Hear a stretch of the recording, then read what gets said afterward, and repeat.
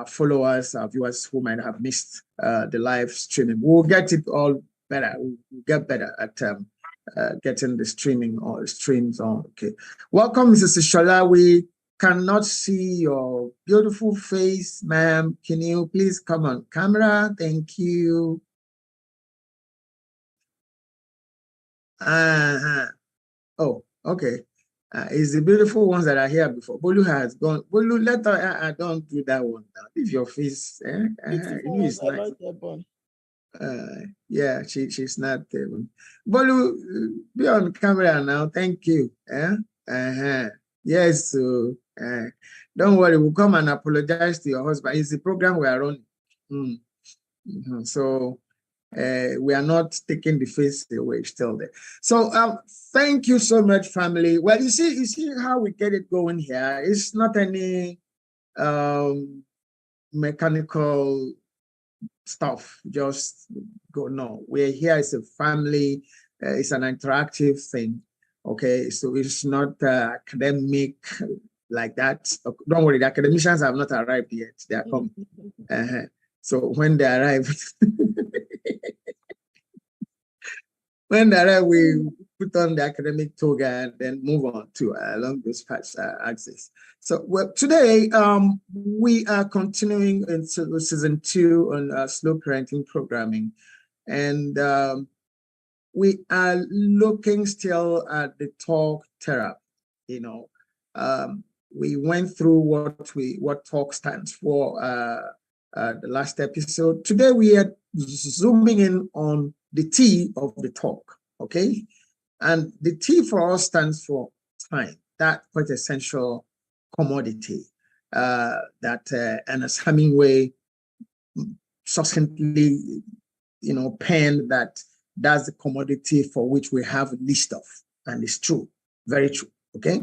Unfortunately, anybody who has achieved or attained any remarkable thing in life had the same quantity of time as you have. Yes, 24 hours. Nobody has more. Nobody has less.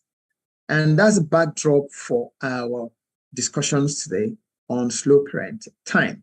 The time that we need, that we must put into interacting with our children or words. Okay? Whether you are a parent biologically or you're a parent by trust. And these days we have more of parents by trust. And then we also have individuals who play double roles. Actually, they are biological parents and they're also parents by trust. If you're a teacher, you are a parent by trust to those children who you sit in class with. You may also then have your own children at home that are by your biological children, or you might be a young man, a young woman, you're not even married yet, but then you have children that you are attending to as a teacher, as a coach. You're a parent by trust. Okay, you are already within that role that you need to perform those functions. They look up to you. That role modeling, aspect of our humanity to not live only for ourselves, but also live to help others. Especially in this case, we are talking about children. But then we come back to parents. Now we come back to biological parents. Okay, and this stream, the first people in line of not defense, not attack. Well, our first target audience are biological, parents. Let's take it from there. Then others can also join in, take the nuggets as they find useful in terms of a relationship with the children that they might be responsible for in the course of their doing their jobs. Okay, so today, time, like I said earlier, no one has more measure for or of time than anyone else. All of us have the same measure. It's 24 hours a day. So again, the saying that time is money is true. Okay? Money is also important, okay? to get things done. It's also true. So you need to spend time to make money, true. But you also need to spend time to be with your children, to attend to your children. You see where that whole story about 24 hours is coming from? It's still within that those same 24 hours that all of this had to take place.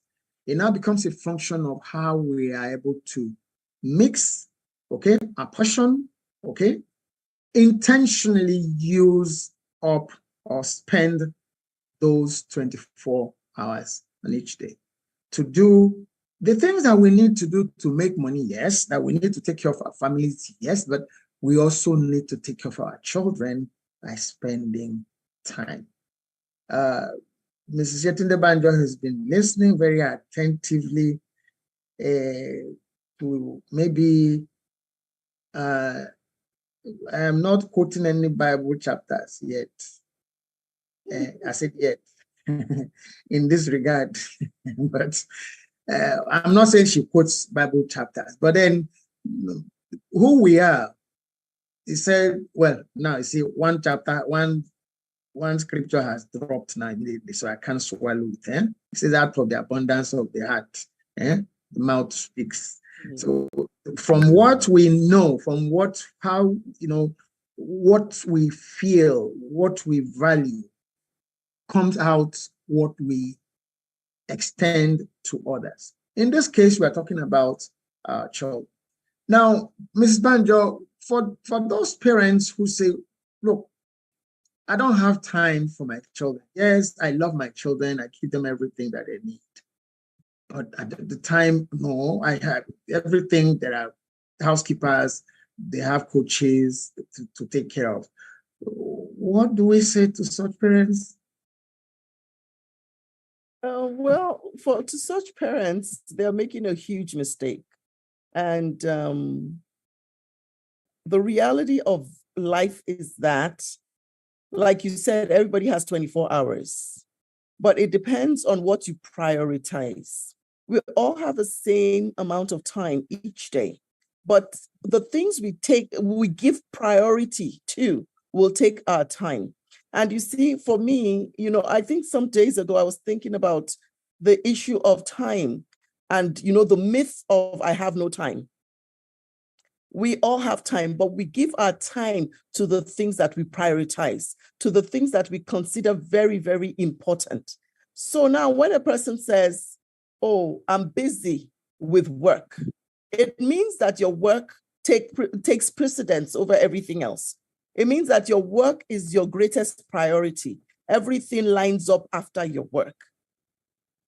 Everybody has the same number of hours in a day. But when we decide that we want to give particular things our attention, our time, then we are able to give it the time that it requires.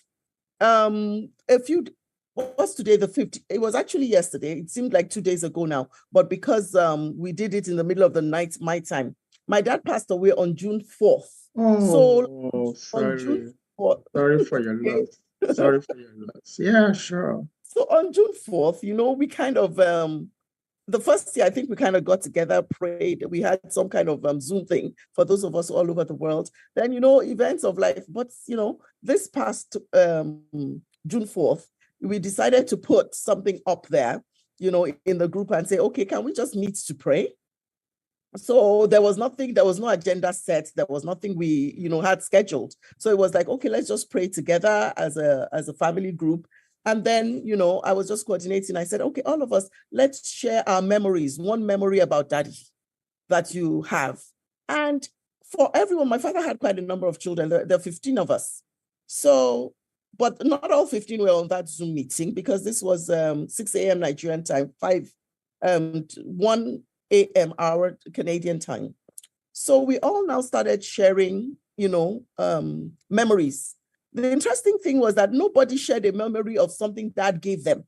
Like, oh, when dad did this, went somewhere and he bought this. No. The memories that people shared were memories of, oh, what he said, how he took time out, especially I remember somebody talked about when a teacher flogged her in school, and I'm sure on this program I've shared something like that. And my dad went to go and show the teacher, and went to have an issue with the teacher. So it was issues of the time spent, So you find out that giving things is not the same thing as spending time. And I remember my own memory that I shared, because it just came to my mind out of the blue a few days ago, was the memory of my dad coming to watch me march on Children's Day. And he was taking pictures furiously. And I had a vivid memory of what he was wearing. He was wearing these ridiculous red slippers. And he was there snapping away in front, behind, all over the place. And I could see him. And, like Mrs. Okpaleke would say, I started marching furiously. My arms were swinging. Like, yes, see me, capture me on camera. So those are the things you will not forget, right? I think this must have been, I'm remembering now, it must have been like 40-something years back. But, I remembered vividly. I remembered the red slippers he was wearing. And I was like, even then, I was like, where did he get red slippers from? But those are the memories that don't go away, the memories of time spent. If you give a person a car, yes, there could be the excitement of the moment. Oh, my dad bought me a car. But when it comes down to fundamentals, that won't mean much, because anybody can crash a car. And you have I got a car, but the car is not there. But memories are more tangible than we actually think they are. They are more tangible. They stay with us. They never go away, and they affect our development. We may not think about it, but they affect our development and the way we relate to people. My father was a very busy man. He was a businessman, he was a politician, he was a farmer, he was all these things rolled into one. But he would have those times, like we were talking about spontaneity at the beginning. He would spontaneously, and which was what a lot of my other siblings remembered, he would spontaneously just show up in somebody's school. It would show up in somebody's school, and without any notice, without I'm coming, maybe it would just show up. I remember even when I was working and married, he just showed up in my bank one day. And I was like, they said, somebody's looking for you in the banking hall. I'm like, me? And I said, Daddy, what are you doing? That I was passing by, and I said to say hello to you. And, because quite a number of people recognized his face, they were like, yes, sir, this, my father was a very fine, good-looking man. So people were like, how are you, all over the place? So even then, as old as I was there, I was like, Daddy, can I get you anything? No, I could ferry any, and then he chit-chatted with me for probably all of 5 minutes, and he was out of the place. But, everybody remembered those memories of how he took time out of his busy schedule, how he just spontaneously showed up at school or at a place or wherever. And that's, made people's day. Recording stopped. So that made people's day. So when we talk about, I'm too busy, it's a lie. We're only making time for the things that mean more to us. That means that those children that you're raising, you're living, I think one of the episodes I was talking about outsourcing our parenting. Those people cannot take the place that you're supposed to have in the life of your child. There's going to be that vacuum. Nobody's going to feel it. Nobody's going to feel it. So parents who say, I have no time, it's a massive, it's an eternal error. And, the earlier we get back to even if it's just once a week, you sit with your child and say, how was your week? What's going on with you? How do you feel about this? They will remember that forever. Yes, ma'am. Yes. Thank you so very much, Ms. Banjo. And now, Mrs. Shola, doing, Sorry, again, I noticed that recording stopped. So that means that. Well, I think he has started again. I think it's still part of the challenges that Ituno is having. But my Fatum is going on here. But going on. Okay. Yeah. So, Ms. Ishola, in the course of coaching and counseling, I sometimes feel that maybe one is too hard on some parents, in terms of this time issue. Okay. when you look at all that they have to do in reality and be like, wow, maybe this person has an excuse for, so Mrs. Shola, what can qualify as a good excuse for not being able to have time for your children? Doing, are you with us? Hello. Okay, but it seems we're having issues, technical issues with Mr. Shola. Bolu, what would you say would qualify as a good excuse, if any, for which parents, for which you can give parents a pass to say, okay, yes, you are really a busy person, should, go, carry go. Okay, so I'll start by saying that there might be no excuse if you want to go by the real meaning of the word excuse, but I mean, reasons abound, right? A lot of reasons. And I say this because in as much as I was blessed, still am blessed with the fact that I have both my parents here, and time and time again, even with being a parent of my with my own children, and they are now grandparents, I still see how they invest time in us, in me, But going back to myself, when I started this parenting journey properly, I say properly because you all know that, my first child, I always don't look at him as I parented him. I look at my parents parented him. So the one I began to parent, right? How busy I really was at one time at the bank. I would work public holidays, I would work weekends. I would work, and when I say work, I mean the whole day. It wasn't like half day was literally the whole day. And then when you couple that with traffic, getting home was really, really late. What I did, because I knew the effect that time would have, was to make the time that I did spend with them memorable. So sometimes it's not about, there are some parents that actually are physically present with their kids literally the whole day. For those that maybe don't are out of a job or something, like literally that day. And I'm sorry to use this word, but they're as useless as not being there. They're just not there. They're just there in body and they're not there in spirit. Like they are unavailable. They are not present, in the lives of their children. So what I thought to do was to make sure that the time in terms of that I had with them was quality, not so much as quantity. So when I was unavailable, I don't want to use the word make up for it, but really that is what it was. I tried to make up for the time that I was not available. So the time I was available, I tried to make it memorable, so I was engaging with them in those moments when I was available to be with them physically, so I'll make it very, very memorable. So there are lots of reasons why some people are not available, and they are legitimate reasons. If for people that have jobs, and I say this because not all jobs are important, all jobs are important, but because some, demand more from you selflessly than others. So people that are perhaps like now in the medical profession or firefighters or whatever, people that have calls 24/7, that no matter how busy, you don't have closing time. So yet you go out of the office, but you can be called upon at any time. People like that might not always be available. And the pressure on their time, the the requests, the demand on their time is so much already. They hardly even have time to live, to breathe, So people like that are really very busy people because the demands on their time are not just from their kids, but from society. People like that, amazingly, that are present, that understand what parenting is about, will still create time amidst those moments and say, when I'm with you, you could just be telling them a story, maybe, or even helping them to take a shower at night when you're going to take a bath. Or it might just be the 5 minutes to spend with them brushing their teeth for them. Or when you're serving them breakfast or making that tea, or, cutting carrots and fried rice ingredients together. It could just be those 5-10 minute pockets of time that you make sense.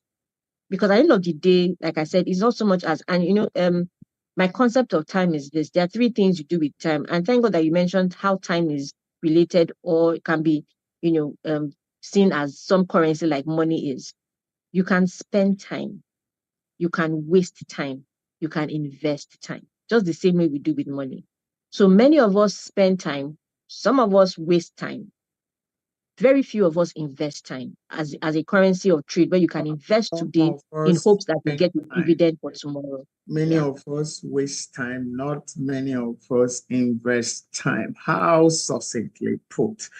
I'm still going to drag it. Don't go away, Bolu. I'm still, in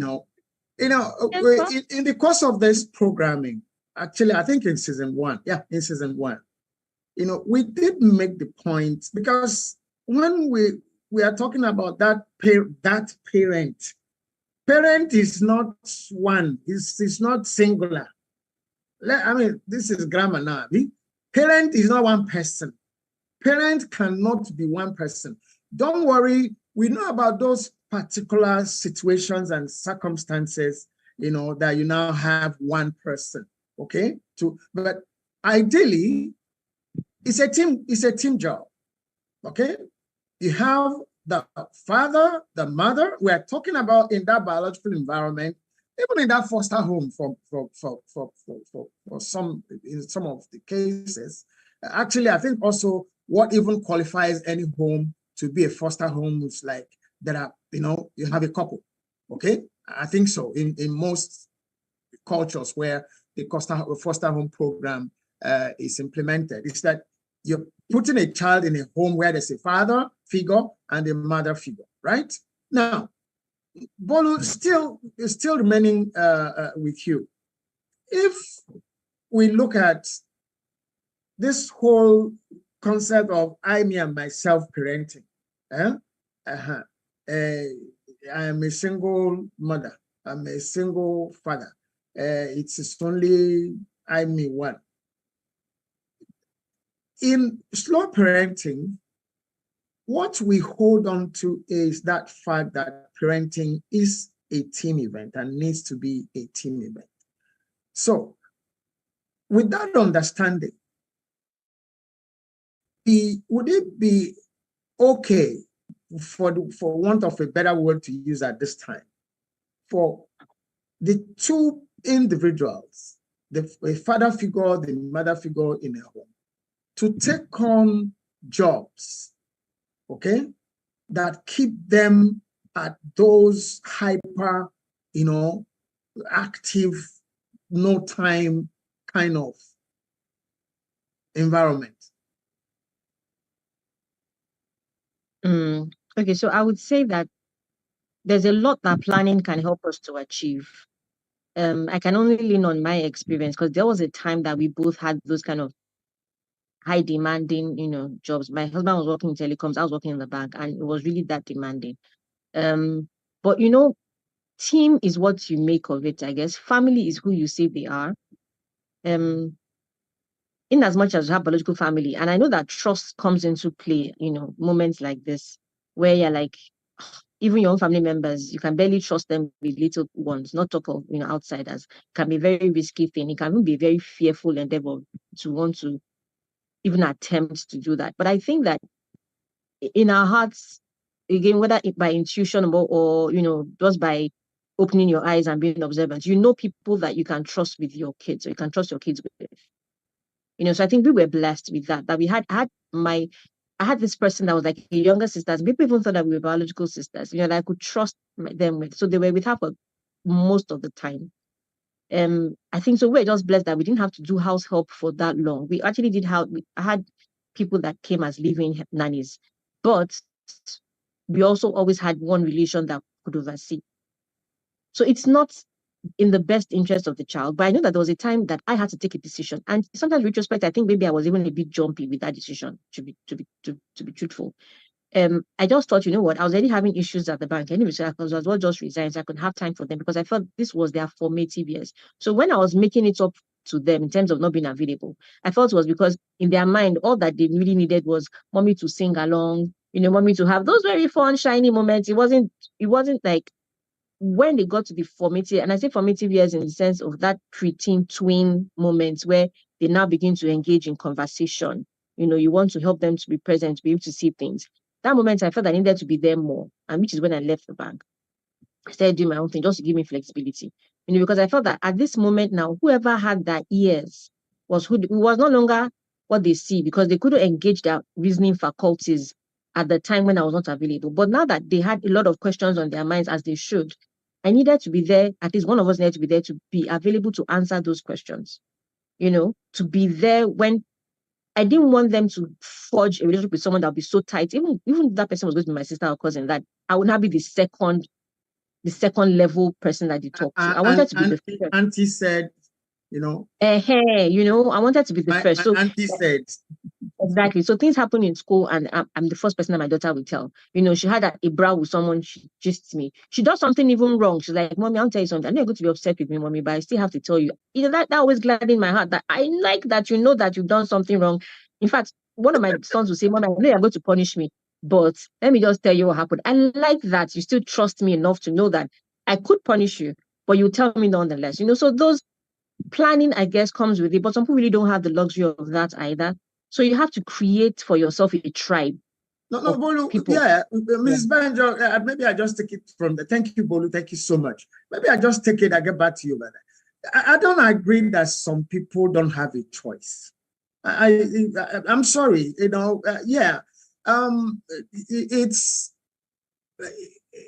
say it's as you make your bed. It's as you make your bed. I believe I have shared too on this program. We might not. I think it's what's important to us.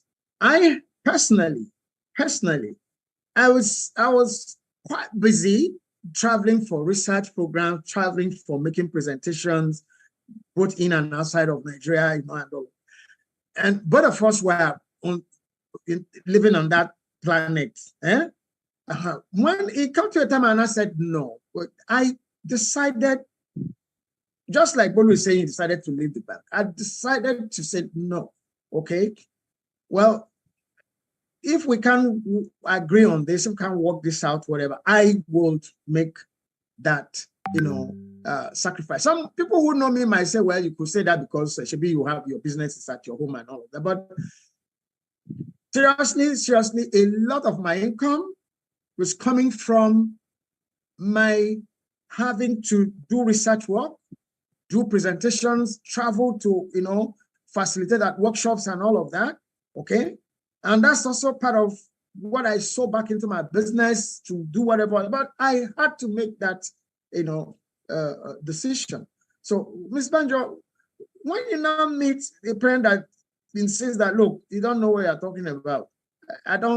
This can't work. I don't have that time. I mean, you people are just living in some other planets outside of planet Earth. If I had such parents in any of my sessions, I usually take a very deep breath before I respond, because I just see people who have found some escapist.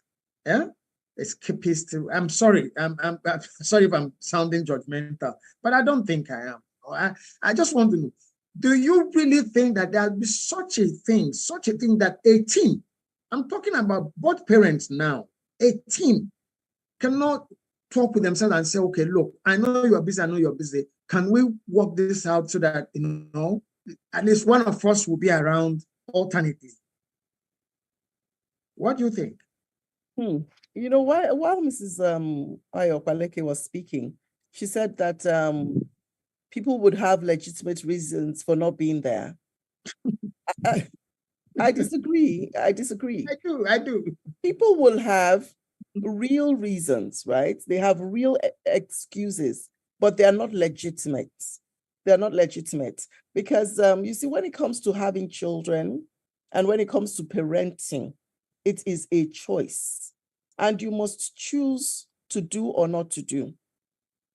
While it may, the reality is that we want to work to be able to provide for our families. But you see, I discovered that in parenting, it is a sacrificial, it's a sacrificial job. For me, I consider it a sacred trust that each one of us will give account of. So you have to look at in Canada. I mean, being where I am, I got to a point where I realized that I had to leave my job to focus on my children. Of course, I enjoyed the fact that, I earned an income, but also I got to a point where I thought, is it even worth it? Earning this money and giving a good percentage of it to the daycare. I'm still back. It's like I'm back to square one. There's very little left. It's just change that we have left. So it's like I'm working, I'm giving the money to daycare providers. And at the end of the day, my kids are not getting the kind of attention that they really need for me to be able to address issues as they come up. And I had to make that decision and say, do I want to continue doing this or do I want to be there? So that I was, for a number of years, a stay-at-home mom. So that meant there was just one income and we had to live with that one income. So it meant that, a lot of authority could not be done, but it meant that we had to live within our means and just, make things work. But I know that my presence there made a lot of things happen. So the kind of things I would have paid for when I was working, the kind of things I would have actually coughed out money for, I was the one who had to do those things by myself. I had to do those things. And, when I look back at it, I'm really grateful for that. I remember when I was in Nigeria and I worked and I was gone from 6 a.m., wouldn't come back in until like 8:30 and all that. And I looked at the things that happened to my kids. And the ones that I had here and raised by myself, they never had those issues. Those ones never went to the hospital once, except for, when boys are being boys, and then they run into the wall and have the cuts and that kind of thing. But there were so many things that happened to the older ones that I had in Nigeria. There were so many kind of things that one had a broken arm, and the nanny who was taking care of him could not explain to me what happened to him. I was off work for like 3 or 4 days. I was in St. Nicholas when he had to, you can imagine a 7-month-old baby with a cast, on his arm. So, I looked back on those things and, I had some deep regrets. It's a choice. Your work is more important because maybe what I loved at that time was the liberty the money gave me to be able to do what I wanted. I could travel. I could buy this. I could just sit back and say, I want this. But, when I was a stay-home mom, I knew that I had to prioritize what was important. My money is limited. What do I do with it? How do I make it go, stretch it the farthest? And a lot of times we just don't want to make those choices. So when somebody says, oh, I couldn't, it's not true. You have a choice, but maybe you don't like the other choice. The other choice is not so acceptable to you. You don't like what, what the other choice would produce. So when you make a choice to leave your job, it means that you are leaving behind some kind of financial freedom, right? You have the liberty to spend money for some other things that you would, that are not basic necessities. Okay. Thank you so much, Mrs. Banjo. I just at There's this a point, request on the screen. What was that? Okay, sorry. A request. Somebody. You received Sorry, I did that because I noticed that Pastor Banjo is the host. I don't know how that happened. I am the host. I thought, you know what? That means that you can actually record this. Okay. Or you can make recording in progress. Maybe there was a mistake in terms. Let me reclaim the host. Let me reclaim your hostship. I did because it's not even giving actually, me. I noticed some requests were coming to me, and I'm like, why are these coming to me? I'm not sure. Replace pin. It's not even giving me the opportunity to. Okay, I think I'll replace pin. So no, Uncle Richie, you don't do anything. Pastor Banjo can actually. I've made you the host now. I've changed. I don't know how that happened, but I've made you the host now. Made who the host? Me? You, yes. I'm not even seeing nothing now. Go to the participants. You'll see. I have gone to participant. I've looked at. I know you are replace pin, profile, rename. I gave it to know was the host. I don't know how. Okay. You can make her co-host, I guess. Yeah, but I have not heard anything from her about the streaming on YouTube or not, so I don't know what's happening. So let's continue here. Okay, thank you. I can see I'm the host again.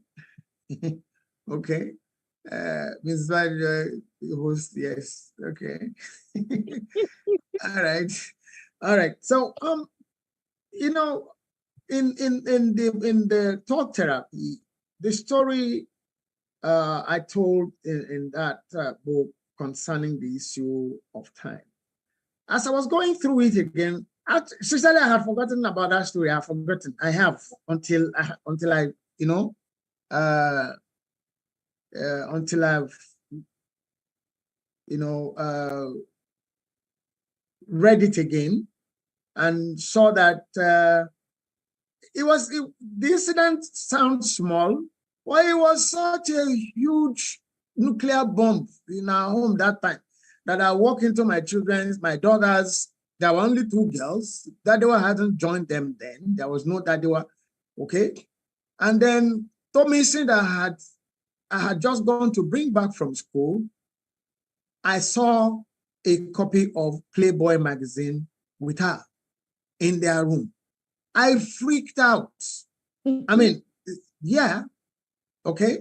Imagine if I had been in Casablanca or in Cape Town or wherever, you know, yeah, you sure.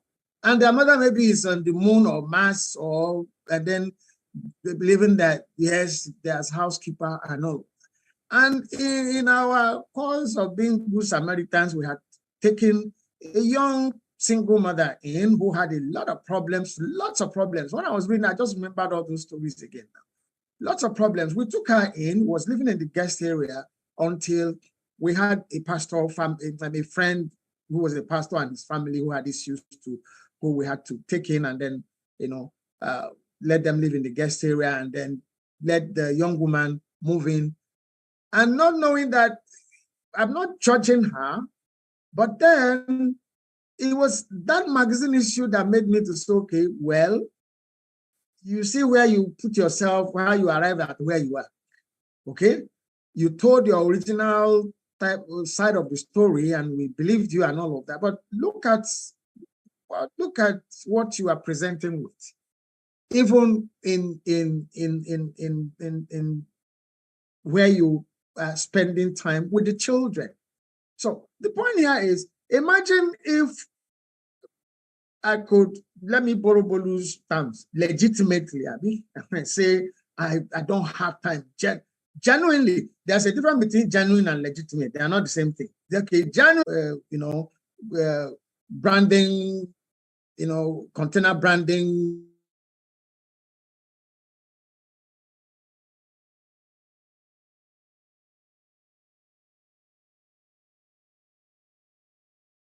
Don't copy the Joneses. A lot of parents put their children in schools because of name, because of following the crowd. I remember at this time I was talking about the main thing that time was to send your children to Corona, to Atlantic Hall, to all of those places. And I told their mother, I said, no, I don't live in those places. I can't do that. Why don't I have my office on the island? I don't want to do the Third Mainland Bridge of every. No, I won't. Okay, my office was in New Okoba, so I live in New Okoba. So my children have to go to school within that environment. It's okay. No, look at. I said no. Go to that school. Count how many children are there. Is it not some people that are their parents? Look at their grades. Look at other things. Look at how. Check out how that school performs in terms of the academic, the external results are not. Check those things out. Stop them. And I said, no, I put in that time in that school that I could stroll. I wouldn't even drive. I would just walk to the school 2 streets away. I would take her, bring her home. Mother Alice, I still remember the name of the school that time. Yeah, I'll go bring her home. And in that stroll back home, we'll catch up. And on this fateful day, okay, come and eat your food. And I saw Playboy, 3-year-old holding Playboy. Imagine if I wasn't there. Imagine if the point was, I'm not saying, the Playboy could bring the world to an end. It does, really. Please, I'm sorry. It does. For some children, all of us don't have the same capacity to handle information and things. That child that you now see exhibiting certain behaviors later, you didn't know when it started.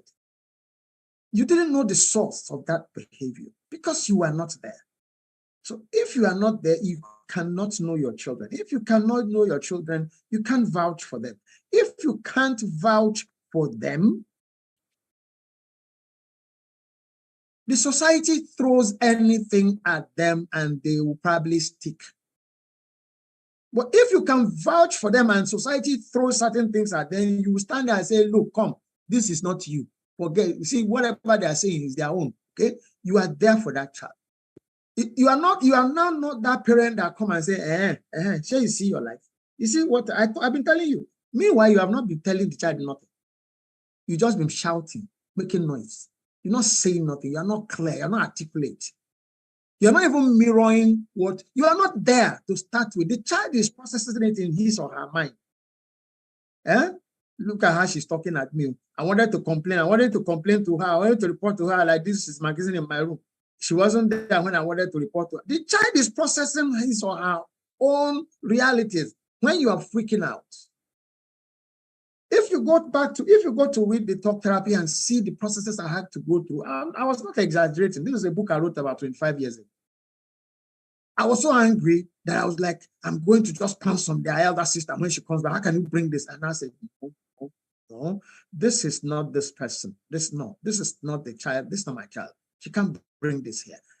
I had to go through with formulating the sentence structure to, so that, until I came up with something that I said, okay, at least this one will work a little bit. But when you also look at even that final statement, the anger was still there.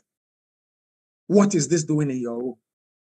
That's his accusation from church. You have even concluded, what is this doing in your room? That's as bad as it gets, but that was the best I could get at the level. Yeah, sure. So it now place that side by side the parent that is not even available at all. That's not there. That you leave the children to work out whatever by themselves. Yeah? To leave messages, to leave, to sort things out, pick things from people, conclude by themselves, and act by themselves. And then tomorrow you blame them. No, I'm not siding the children. I'm not clapping for you either. Okay? Be there. It's what is important. Things that are important to you, they are things that you make time for. Yes. If your children are important to you, for you, make time for them. Have that discussion with your spouse. Do a shift, do a log if you like. Yeah, do. Work out a routine. Yes. Look, I have a friend. They live in Rhode Island in the US.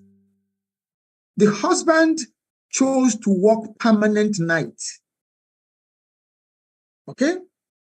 The wife worked permanent morning. It impacts on their own relationship with themselves, the husband and the wife, because by the time the husband is coming, the wife is, by the time the husband is coming home in the morning, the wife is already at the door. Do you understand? To go to work.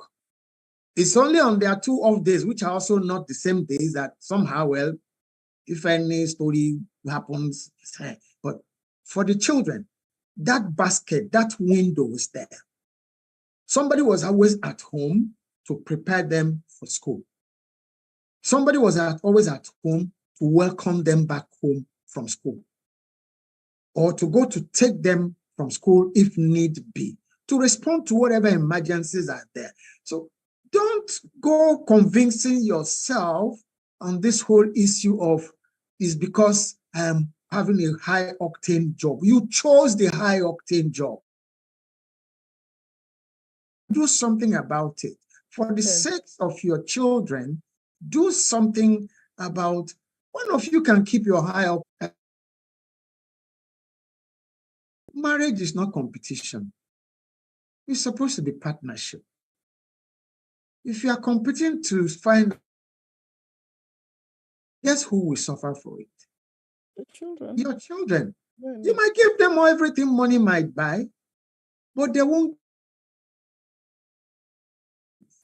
And the society ends up suffering for it. Okay? That's my own bit on the program. You know, you always dash us some pattern consolation prizes as you leave, okay, as we're about to go. So your pattern, you know, shots for this episode. My parting shots, you know, I think that I have no time is a myth. We have choices to make when it comes to parent. The choice to be a parent is a choice. So if you make that choice, then you have to do all you possibly can to do the best, to be the best parent you can in whatever circumstances you are. I'm not advocating that 24/7 you are sitting down there watching your children. Your children at a particular age are not available 24/7. They go to school. They go for games and things like that. But you want to be there to make memories, to engage with them. And like Mrs. Okpalike said, invest time, you or investing it. Rewards will come later in life, when you're gone, and probably the things you have said, the things you have done, the things that you have laid down. And it's not got to do with I left an inheritance, money or wealth, but I left an inheritance in terms of my sayings, in terms of my time I spent with them, in terms of the values and standards I set up for them, set up for those children. And those are the things they'll carry on the next generation. Thank you. Thank you so very much, Mrs. Banjo Bolu. Yeah, let's hear your pattern. It's always exciting. Like Mrs. Banjo. Let's hear. Yeah. My thoughts.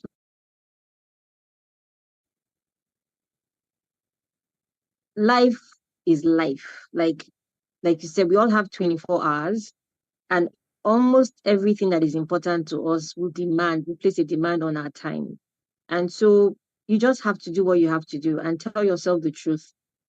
What kind of adults, what kind of children do you want to see in 10, 20, 50 years?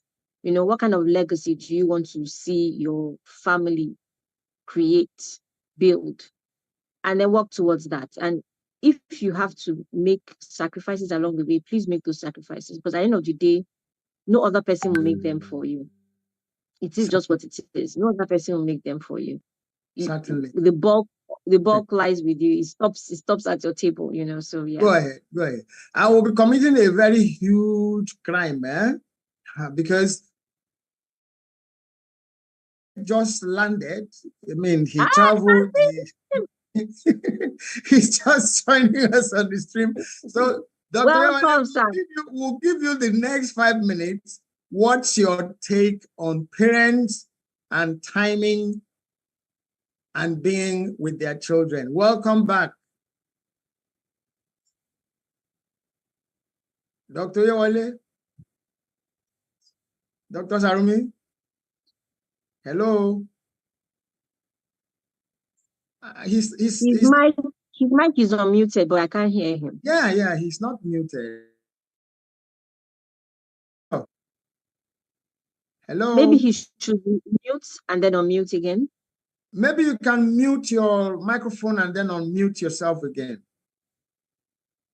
if you can hear us. I know that one day we'll see the masquerade live, since we can't see your face for this time period. Hello, doctor. Hello, sir. Okay, sir. We can hear you now, sir. Sorry. I'm in that's why I'm in transit. So I just said my flight was delayed. So that's why I just landed. I said, let me just see whether you are still on there. We are on, sir. We are taking the issue of time. Sorry for that. It's okay, sir. basically, I thought I would have landed since. So that's why I didn't bother to let you know. You see, when it comes to raising children, there is nothing that is more precious or very important than time you spend with them.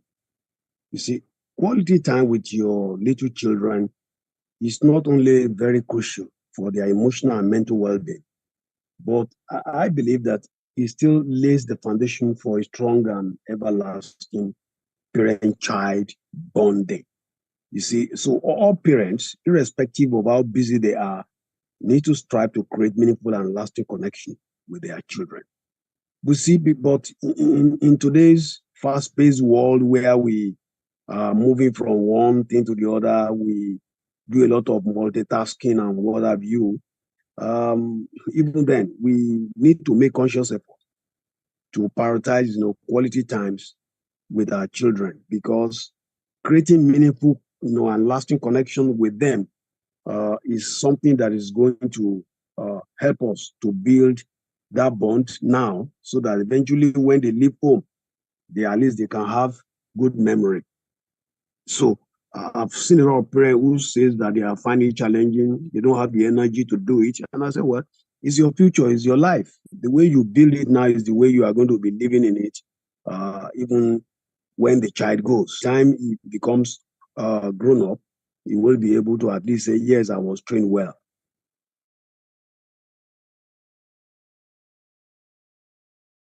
Make it a priority. How do I mean? Block a specific time during the week for quality time with your children. This could be a regular night. You can read to them. You can take them to go and walk somewhere. Either you want to take them to barber shop or somewhere, eatery. Just sit down with them and then have conversation. It could be maybe some meals, other dinner where you just sit down together and then talk with them, relate and bond. Second thing I would say is that please, parents need to get rid of distraction. Take off your phone, switch on the television, and then, just let everything be between you and them, so that nothing will disturb the third thing I want to say, which is the third one, which is listening actively to them. As they talk there, you can gauge them, you can listen to what they are saying, give them full attention, make eye contact in communication with the eye contact, then nod, touch. All of those are very good. These are all body language gesture that shows that you are really here. So then ask questions to also show interest in their lives. Ask them about the kind of friends they keep, all of those things, their interest, what they care about, and how is it important to them. All of that are going to be very key in you in spending time with them. Then whatever their interests are, I believe that every mother and every father need to be passionate about the hobby and the activity that their children get involved in. Either is sports, either is building a model, either using STEM, STEMEM, either using STEM for them so that they can be able to participate in their interests and be able to use that to solve problems, to also develop critical thinking and also empathy and relationship. All of those is very important. Then there should be one-on-one activities which you dedicate time, each of the children, because each of them will have different activities. So you might need to dedicate time for each of them in order to be able to at least say that as parents, father and mother, we show affection. So I just believe that if you do this, you need to be consistent. Consistency is very regular. Let it be known that because the children are looking forward to that time. And therefore, if you fail them or bungle it, it's really going to tell on the way they feel about you and the way they will also care about people. So I believe that with this little effort and dedication, this will go a long way to build strong and lasting relationship within the family, with the child and with the parents, and then also building something that is going to be everlasting that the child or the children will not forget. So that's what I feel. So before I jump into my vehicle that is waiting. Thank you so very much, Dr. Welcome back. And It's a pleasure to have you be able to make your contribution even on this episode of the Slow Parenting Program. Thank you so very much. And our friends, family of Slow Parenting Program, well, this is about where we will draw the curtain today on this program. But before we go, I just want to, share something that made such a remark on me several years ago, even as I read this book, The Thought Therapy.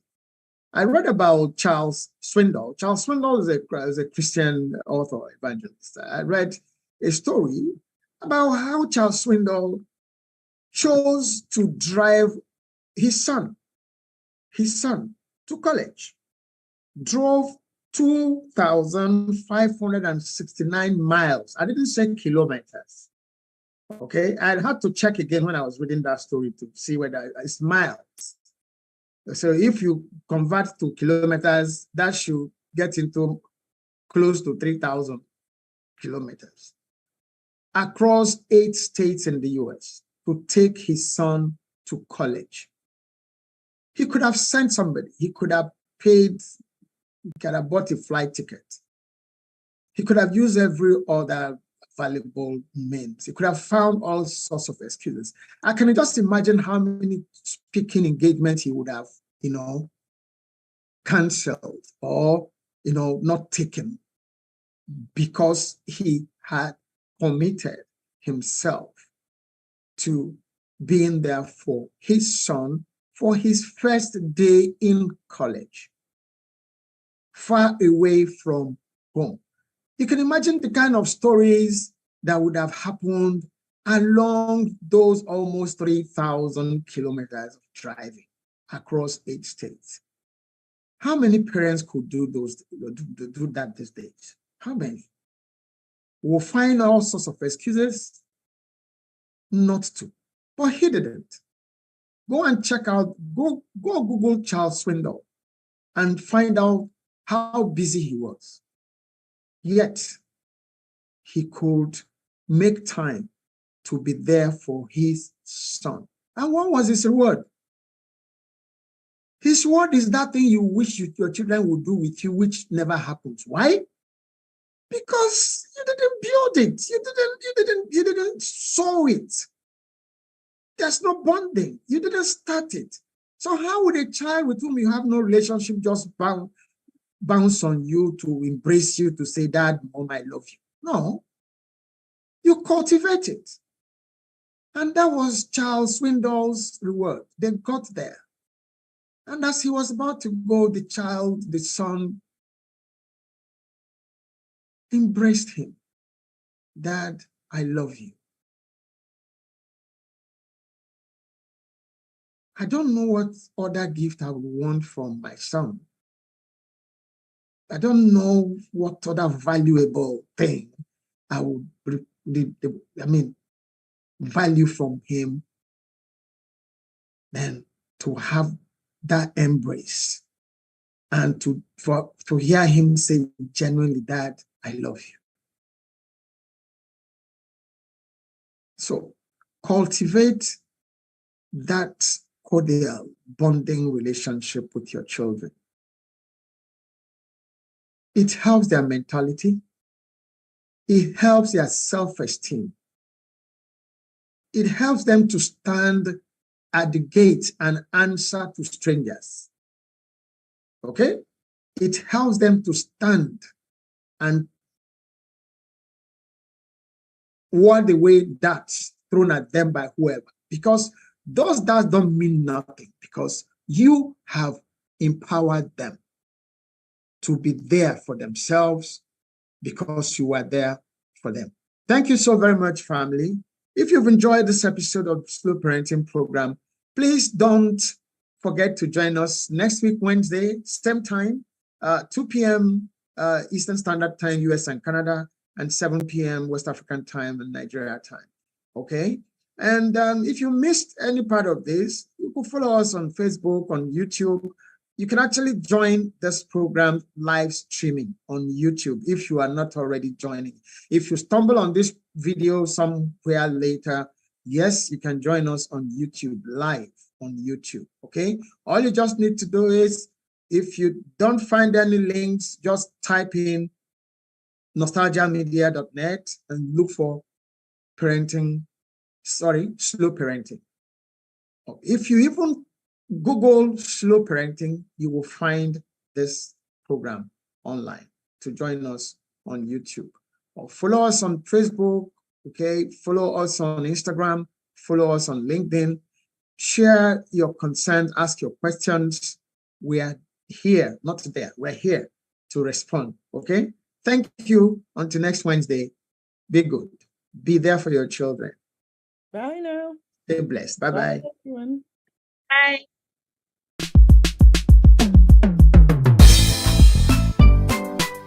Slow parenting is simplicity parenting. Simplicity parenting. We want to discourage a particular behavior, right? We want to deter that behavior from occurring in the future. And so we apply. So we are talking about accessibility. We also remember that your children want to be you.